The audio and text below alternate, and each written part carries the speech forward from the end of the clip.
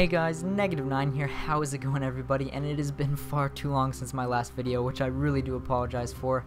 But I am indeed back, and I have something very controversial but also very exciting to talk about today. If you haven't been playing or keeping up with the news recently, it is now pretty common knowledge that the second expansion for Guild Wars 2 is on the horizon. This has been exciting in and of itself, but there have been widespread leaks for the past few days detailing quite a bit of the new features that will be coming in the second expansion. I was very conflicted whether or not I should make a video, as there has been a whole lot of controversy surrounding these leaks, as you might imagine. I'm well aware of the very difficult position ArenaNet are now in because of these leaks, and I understand how disappointing it must be to have all of this information released prematurely. I'm also really sympathetic and sincerely hope that these leaks are quickly clogged because, to be brutally honest, if information continues to make its way onto the forums and onto Reddit at the rate it currently is, then we will soon have very little to speculate about come the official expansion announcement. However, because these leaks have essentially gone viral in the Guild Wars 2 community, I hardly think that the best option right now is to ignore them and to continue on speculating as we normally would. That's just kinda silly and honestly would be a waste of everyone's time. But I'm also well aware of the fact that given the current situation, many content creators, Guild Wars 2 focused or otherwise, will be jumping on these leaks simply for easy views. I hope you, the viewer, can distinguish those of us who are honestly really excited to discuss these leaks from those who are just trying to make a quick buck off the back of the vast amount of information that these leaks have revealed. And finally, before I go on, I would like to read a quote from Mike O'Brien, the president of ArenaNet and game director for Guild Wars 2, from today's AMA regarding these leaks. "I'm glad you're so excited about what's coming, but keep in mind you have the potential to spoil yourself pretty hard. Spoilers take away the delightful surprises from upcoming announcements and releases, and more importantly, they also take away the reveals that you'd otherwise get to experience fresh as you play through the content. If you want to spoil yourself to open up all your presents early, that's a choice you have to make for yourself, but do me a favor and don't make it for other people."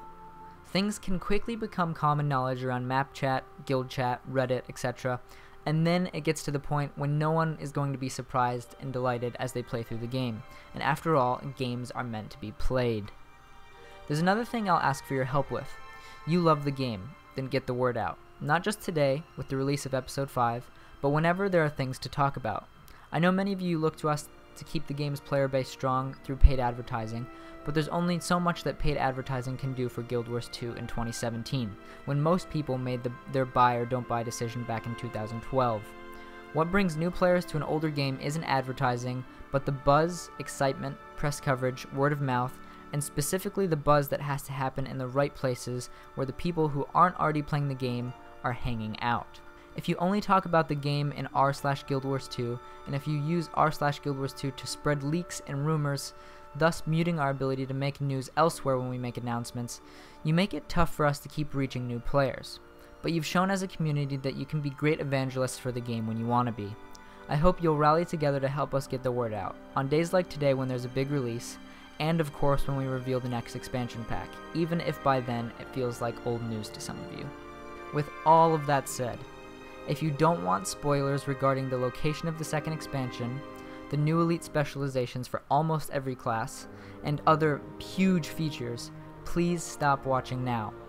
There will be no story spoilers besides what you can draw from the leaked maps themselves, so you shouldn't have to worry about that too much. People have very different reactions to leaks, so please consider very carefully whether you want these features to be spoiled in advance. Personally, for me, these leaks have piqued my excitement, but I just want to make sure that I give all of you plenty of warning for what is to come. Finally, let us take a look at what has been leaked for Guild Wars 2's upcoming second expansion.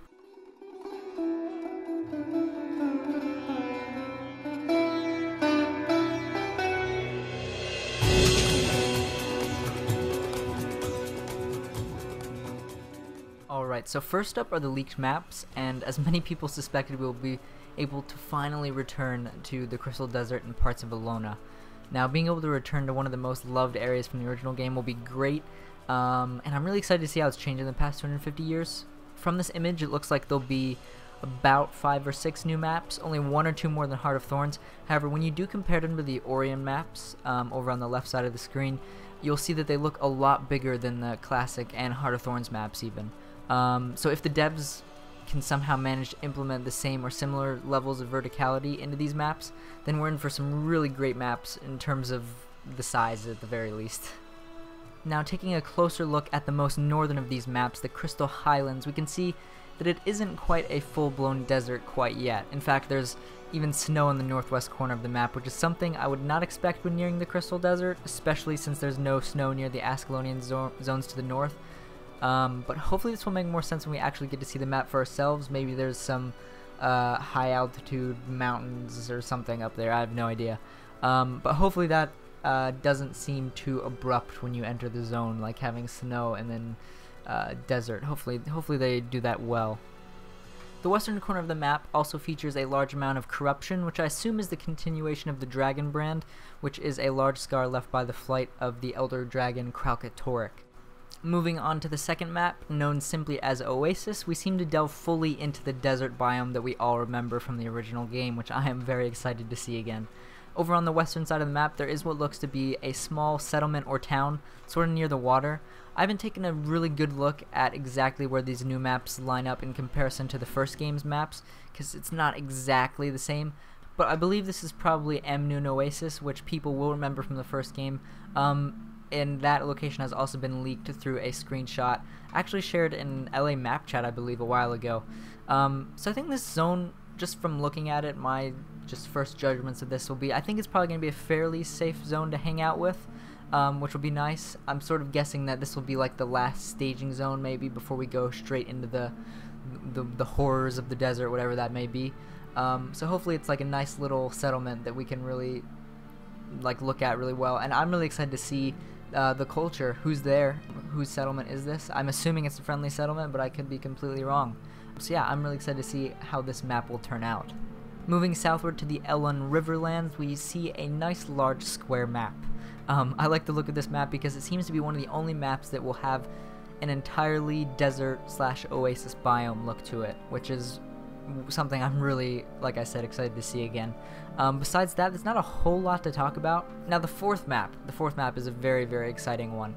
Just south of the Elun Riverlands, we find ourselves in the Desolation, which is a place all players of the original game should remember. 250 years ago, it was the domain of the undead lich Palawa Joko and his undead minions. So what part Palawa Joko will play in this expansion, I really have no idea, but it will be fascinating to see if he even is still there, and if he is, we probably will most likely encounter him in the Desolation, as that was like his domain in the original game. The fifth map will be another one that people are very excited to return to. To the southeast of the Desolation is the domain of Vabbi.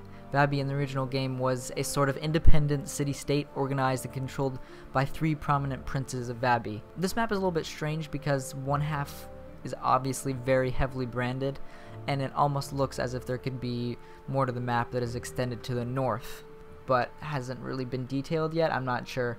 Maybe it's just in progress. So I guess we'll have to wait and see on that front. But as far as I can see, this is going to be the last map, like the last major map. So I'm sure there's going to be all sorts of crazy story stuff happening here. So that's really exciting to think about, considering the huge branded section off to the right. You might have actually noticed that there's also a little tiny zone in the north called the Windswept Haven. Again, I have no idea what this could be. There aren't really any obvious structures or landmarks. So yeah, that's interesting. Maybe that's gonna be like a little dungeon or something, a little raid. I have no idea. There's like 4 waypoints, so I doubt that's the case. So I'll be interested to see what that is as well. And that's pretty much it as far as maps go. You don't really know all that much else about them, but honestly, if they're as good as they look, then I'm sure they're gonna be a hit. ANET picked a really good place to expand to, and I'm really happy that we're going back to Alona and the Crystal Desert. I am beyond hyped for this. Now, the next thing I want to talk about is probably the most surprising and in some ways the most exciting addition that will be coming in the second expansion, which also doesn't seem to quite have a name yet, which is interesting. And that is the mind-blowing decision to add mounts into Guild Wars 2. I, along with many other players, thought this would probably never happen in Guild Wars 2. We just got gliding, which is already far closer to mounts than anything that we ever got in the first game. But nope, as you can see here, there look to be at least 5 mounts to choose from, each with their own masteries and special perks. I'm not going to go over each individual leaked mastery tree because I don't want this video to be a whole lot longer than it's already going to be, because I have a lot to talk about, but I will leave them all on screen, so feel free to pause and read each one of them for yourself because there is a lot of information here.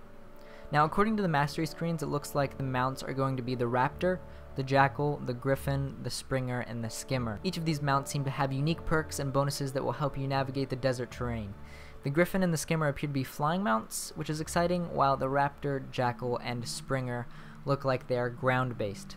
So, honestly, I do think adding mounts is a good decision because, as silly as it sounds, mounts are a legit reason that a new player might be turned off to the game. People like being able to run around on fluffy little rabbits, I guess, and I know mount collecting and stuff is a big thing in other MMOs. You will also probably have noticed that while we were looking at the new maps, there are far less waypoints to be found. This could also play a part in the decision to make such large maps, so that having a mount is actually kind of something you need, because if you can just teleport all over the place like we kind of can now, mounts are kind of pointless. But I'm sure there's a lot of reasons for adding mounts, and ultimately I do think it's a really good decision. I'm sure they will have all sorts of skins for these mounts that they will sell in the gem store and that you can collect and find. So my guess is that you'll probably get every single one of the mounts with the standard skin, and then they'll have more skins that you can buy later on through the gem store. So this is a way to make money for them, but I think it's a good way to do it. I'm also kind of interested to see how much of these animals you can dye. It'd be sweet if you could straight dye the whole thing. Hopefully that's the case. If not, I understand. It'd probably be tough to do, but it'd be really cool if you could just straight dye your entire mount whatever color you wanted. Anyways, I'm super excited about mounts, and it totally caught me off guard when I saw these images for the first time. So yeah, that was definitely something that blew my mind. Now, let's move on to elite specializations. This is probably what a majority of the community will be interested in. Now, there isn't as much here as a lot of people really think there is in terms of actual mechanics, but we do know the weapon and the name for almost every elite specialization. So, that being said, let's get into the first one. The first one, here it is the Deadeye, the new elite specialization for Thief. Now, what your eyes should immediately be drawn to is the weapon. Yes, that does seem to be a rifle, and the artwork even features what is very distinctly a sniper rifle, which also suggests that this will be some sort of long-range sniper specialization, which I think will be a really big hit among the player base, among the people I know at least. I'm not sure about everyone else. I know there were some questions I saw on Reddit, like, is this actually what the Thief needs? But personally, I think it's going to be a really sweet playstyle, and will definitely motivate me to play my Thief a bit more than I do now. I'm excited to see how far they're willing to go with this spec, because if they really go for it and give the spec like a really long range, it could be one of the most unique specs in the game. I really hope they don't sort of wimp out and only give us like a really mediocre sniper type character, because this could be really cool if they do it well. I could probably do some speculation on each of the little like icons and stuff, but again, for the sake of time, I'm going to leave that to you. If you go back into Guild Wars 1 and stuff, you could probably find maybe icons that look similar. A lot of people do that when new classes specializations are leaked. They try to go back and find any reoccurring artwork to maybe guess as to where the inspiration for these classes have come from. So you could go off and do that on your own. That takes a lot of time though, and I want this video to be fairly concise. Moving on to the second elite specialization we will look at is the Guardian elite spec Firebrand. This one I'm especially excited for, as I do main Guardian, and to be completely honest, besides getting Longbow, I was a little bit disappointed in the Dragon Hunter. There wasn't a whole lot that I was super excited about with that elite specialization, but it looks like we will be getting main hand axe as well as some tomes, which is something I completely missed at first glance. The artwork clearly depicts the Firebrand wielding an axe in an open book, which I'm really hyped for. Right away, this is already 10 times better than the Dragon Hunter in my opinion, because my guess is that it will probably be a DPS/support spec. That means it will hopefully focus on Burden Guardian, which I love. Burden Guardian-like mechanics at least, as a means of DPS. And, I mean, it does have fire in the name. My fingers are crossed. I could be wrong. It could potentially have some connection to Kralkatork as well because of the brand part of the name. I don't know, that could just be for the sake of, I don't know, theme. But that's a little bit of a stretch there. There's also one additional leaked image that I found on the subreddit last night that shows us the skill bar, and it looks like, as with the Dragon Hunter, the virtues will be changed to fit the specialization, which I sort of expected already. It looks like 3 tomes. It also looks like this particular character is rolling Axe/Torch, which gives me a lot of hope that this will be able to run a sick Burn Guard build. Again, my fingers are crossed.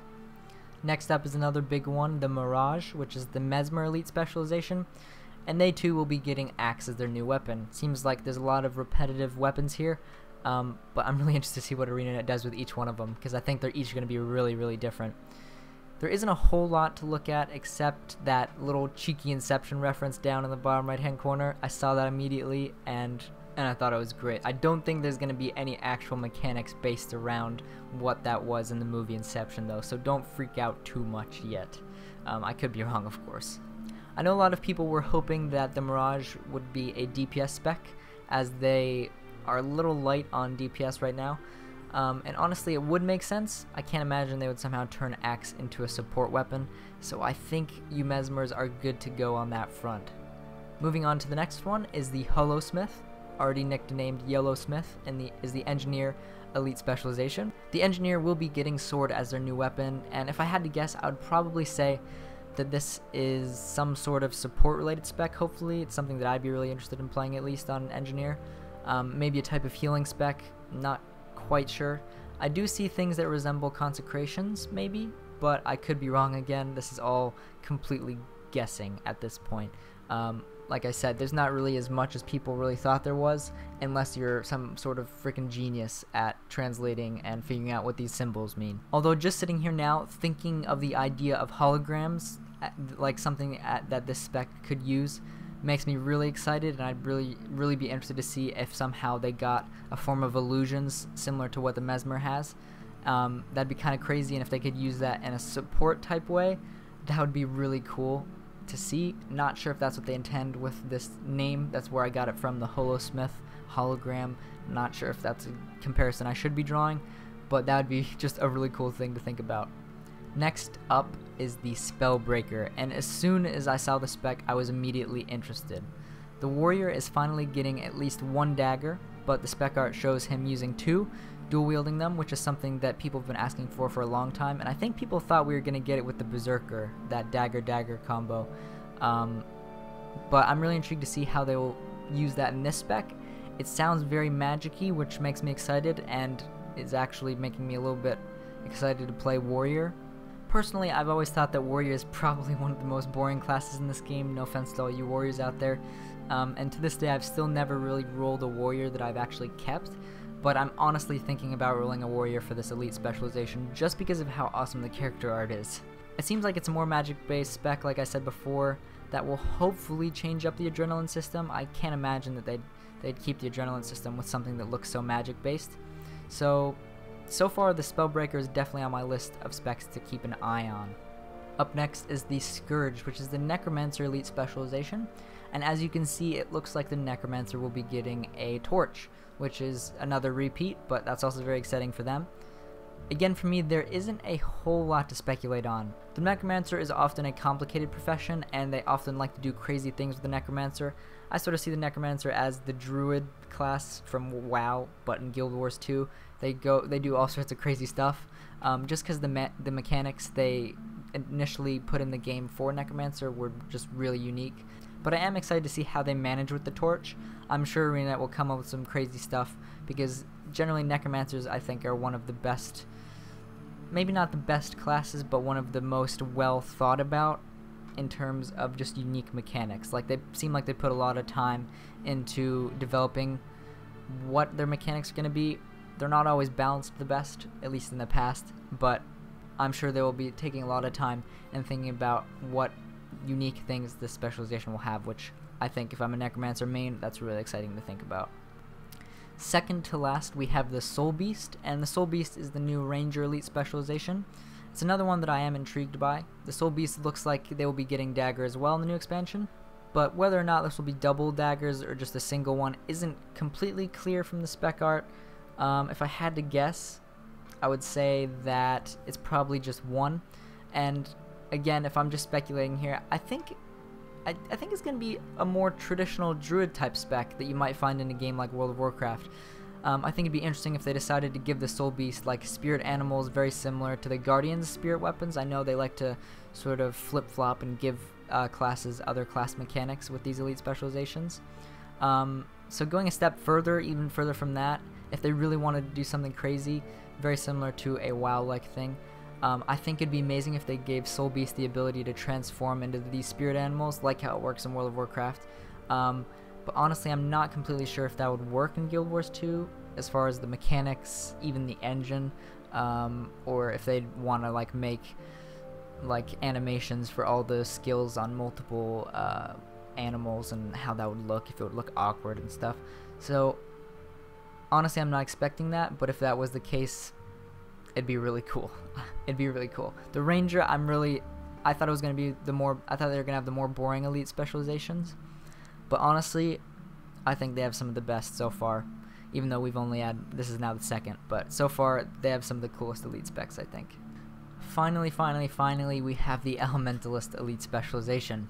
Now, many of you will probably be disappointed to find that we do not have any leak showing the Elementalist elite specialization sort of mastery screen quite yet. However, we do have a couple bits and pieces that can help us make some educated guesses at the very least. We do have one leaked screenshot, not of the elite spec page, but of the new elite spec skill bar. So I'm going to put that up here on screen. Honestly, I'm not an expert on Ellie, like I'm not an expert on many things. So I don't really have any idea what's going on in this image. It's really confusing. But it looks like they're using staff. However, one of the skills has been replaced with a new one, I believe, unless they just redid the art for one of them, which I don't think is the case. There is also a strange half purple, half blue bar above the left side of the skill bar. On the right side, it gets even more interesting. There seem to be new abilities that have the number 2 in the top right hand corner, and I would guess that probably means that they have 2 charges or something like that, which is something that would be really sweet if that's true. Besides that though, unless you guys can do some insane digging and speculating, I have no idea what the elite spec is going to be. A lot of people want Sword. There have been some text leaks that suggest that Sword will be what they get, but I don't know how valid or true those leaks were. These ones are like, I'm sort of ignoring all the text leaks, even if some of them had a couple pieces that were correct, because these images are so hard to fake. They're pretty much, unless they get cut before the expansion, they're pretty much what we will see come the second expansion. And the reason we probably haven't seen the elite spec page and stuff is probably because it's still in development, so we may hear some more stuff later on. Anyways, that's about all we have as far as the leaks go, so I hope you guys are now as hyped as I am, because this really boosted my interest in the game a lot. I know these leaks are controversial and I feel bad for the devs, but personally they're just what I needed to get back into the game and actually start, you know, thinking about the future and stuff. We do have a rough timetable for the expansion actually, and it's not from a leak, but directly from Mike O'Brien in the AMA they did on Reddit. He said it would be about 2 to 3 months with some leeway after the release of the last episode of Season 3. So this puts us roughly on a schedule for a fall release, give or take a month or two, which I think is a very good turnaround considering everything that has been going on in the past year or two. And I can't wait for the first trailer, because that is the most close thing that we will receive regarding this expansion that's going to be actual confirmed stuff. So I'm excited to see how much of this is in the trailer. So thank you guys for watching very much. I hope this got you excited and interested in the game again. Go play it. Go tell new players about the game, preferably not with leaks, but with all the other cool things that are in the game. I don't think a new player will be very excited to play the game if they just hear a bunch of leaks when they know nothing about the game in the first place. So that is my mission in the months moving up to launch, getting as many new players as possible into the game, kind of showing them why Guild Wars 2 is still a really awesome game to play in 2017. So again, thank you guys for watching so much. I'm sorry for the long gap in videos. I am back now, and I will see you guys again very, very soon.